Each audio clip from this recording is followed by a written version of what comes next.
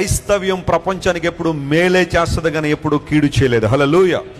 అది ఆఫ్రికా అవనివ్వండి, ఆసియా అవనివ్వండి, భారతదేశం అవనివ్వండి, ఏ ఖండమైనా అవనివ్వండి, ఏ ప్రాంతం క్రైస్తవ్యం అడుగు పెట్టిందంటే అక్కడ దేవునే కానీ అక్కడ ఏం కలగలేదో, నష్టం కలగలేదు. క్రైస్తవం ఎప్పుడు కూడా మూఢనమ్మకాలను ప్రోత్సహించలేదో,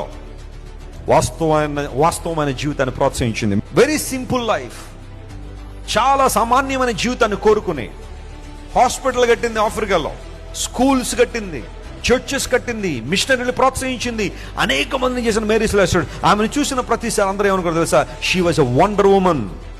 ఒక స్త్రీ ఎక్కడి నుంచో వచ్చి ఒక్కతే వచ్చి ఇన్ని గొప్ప కార్యాలు జరిగించిందంటే దీని వెనకాల ఉన్న శక్తి ఎవరో? ప్రభువే.